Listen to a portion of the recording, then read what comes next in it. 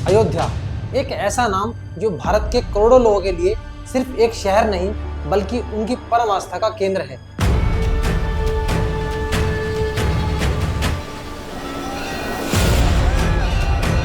जनवरी 2024 में जब भव्य राम मंदिर के कपाट खुले तो देश दुनिया से आए श्रद्धालुओं ने अपने जीवन की गाढ़ी कमाई इस दरबार में सौंप दी। किसी ने अपने बच्चों की नौकरी के लिए मन्नत मांगी थी तो किसी ने अपनी बीमार मां की सेहत के लिए दुआ। लेकिन क्या आप जानते हैं कि जिस वक्त करोड़ों लोग हाथ जोड़कर भगवान के सामने अपना शीश नवा रहे थे, ठीक उसी वक्त मंदिर के अंदर बंद कमरों में आस्था का एक ऐसा खेल चल रहा था जिसने पूरे देश को झकझोर कर रख दिया।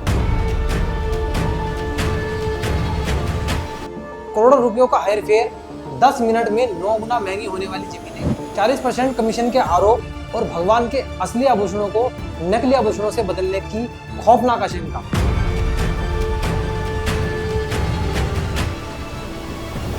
आज की इस खोजी डॉक्यूमेंट्री में हम कागजों, गवाहों और एसआईटी की फाइलों के जरिए उस सच की तह तक जाएंगे जिसे ऑटोनोमस होने के पर्दे के पीछे छुपाने की कोशिश की गई।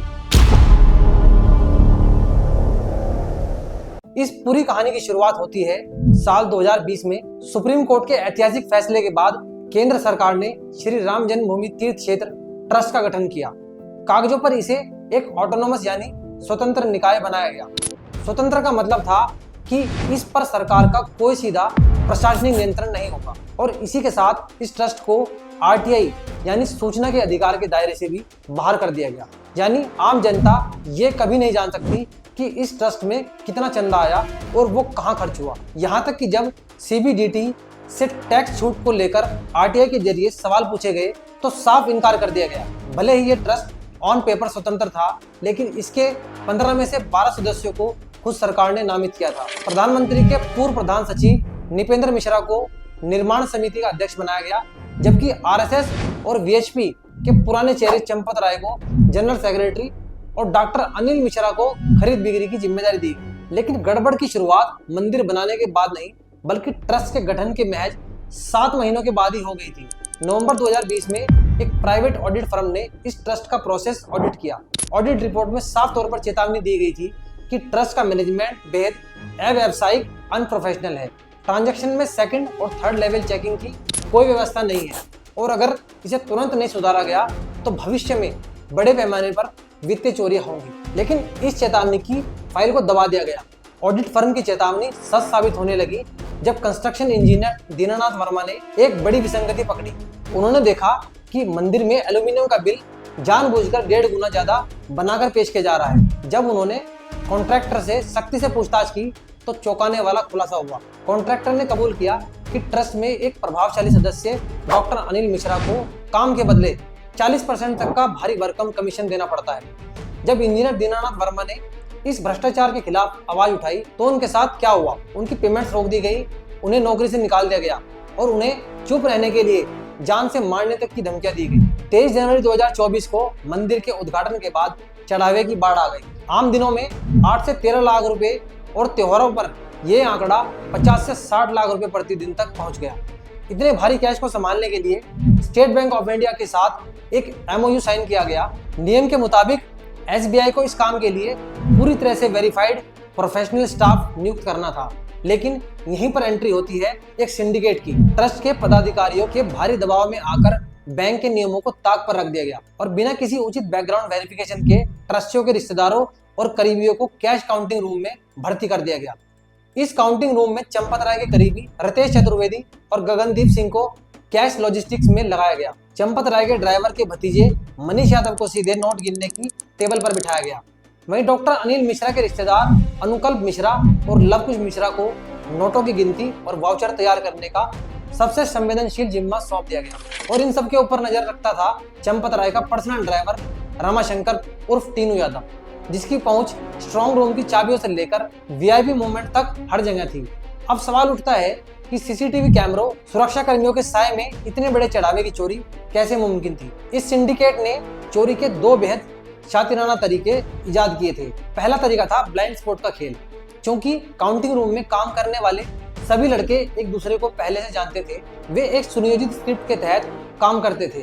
नोट गिनते समय कुछ लड़के जानबूझकर सीसीटीवी कैमरे के सामने इस तरह खड़े हो जाते कि कैमरे का व्यू ब्लॉक हो जाए। इसी का फायदा उठाकर दूसरा साथी 500 रुपए के नोटों की गड्डियां अपनी जेब में सरका लेता था। बाद में वॉशरूम जाने के बहाने इन नोटों को टॉयलेट में छिपा दिया जाता था और ड्यूटी खत्म होने के बाद चालाकी से बाहर निकाल लिया जाता था। दूसरा तरीका और भी ज्यादा खतरनाक था, वाउचर का मायाजाल। जब दान पेटियों से मिश्रित नोट निकलते तो उनकी 100 नोटों की गड़ियां बनाई जाती थी। इस सिंडिकेट के लड़कों ने गड़ियों में 100 की जगह जानबूझकर 120 नोट डालना शुरू कर दिया। यानी अगर 500 रुपए की नोटों की गड्डी है तो उसमें 50,000 की जगह 60,000 रुपए होते थे।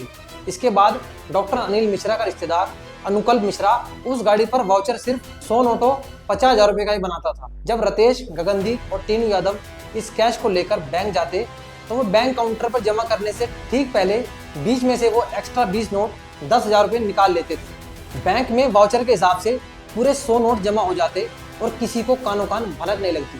साल 2025 की शुरुआत में एसबीआई ने कुछ गड़बड़ी भांपते हुए बिना जेब वाले कपड़े पहनने, रैंडम चेकिंग और 120 दिनों का सीसीटीवी बैकअप रखने के कड़े नियम बनाए, लेकिन ट्रस्ट के प्रभाव के कारण किसी नियम का पालन नहीं।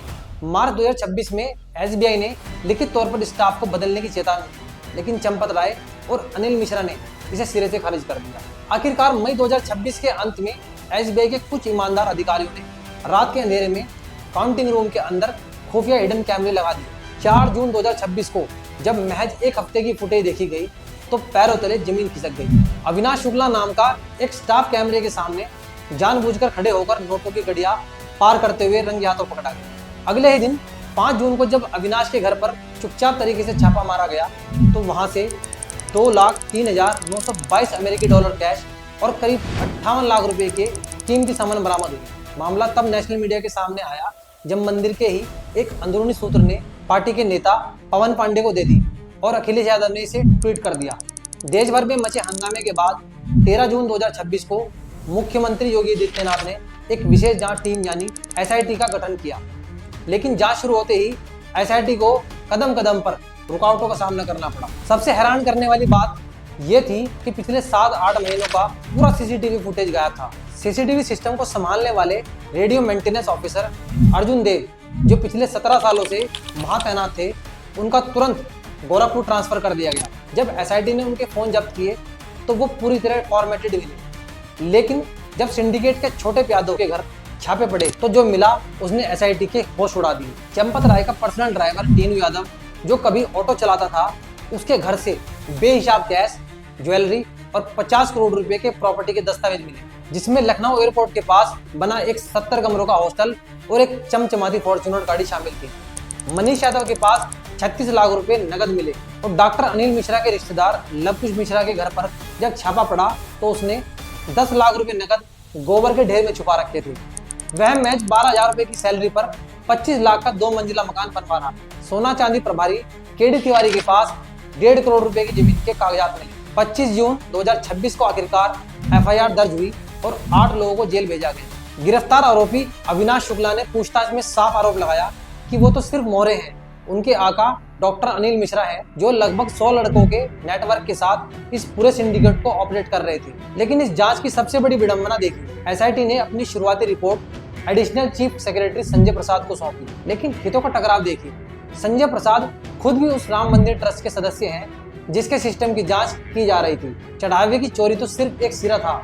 25 जून 2026 को आम आदमी पार्टी के सांसद संजय सिंह ने एसआईटी को 11 ऐसे लैंड डील्स के दस्तावेज सौंपे जिन्होंने ट्रस्ट की कार्यप्रणाली पर गंभीर सवाल खड़े कर दिए। याद कीजिए साल 2021 का निधि समर्पण अभियान, जब देश की जनता ने महज महीने में 1501 करोड़ रुपए दान किए थे। जमीन खरीदने के लिए 5 सदस्यों की कमेटी बनी थी, लेकिन सारे फैसले सिर्फ चंपत राय और अनिल मिश्रा ले रहे थे। बाकी 3 सदस्यों से सिर्फ दस्तखत कराए जा रहे थे। इन लैंड डील्स के आंकड़े देखिए। बात सिर्फ जमीन तक सीमित नहीं रही, बात भगवान के आभूषणों तक जा पहुंची।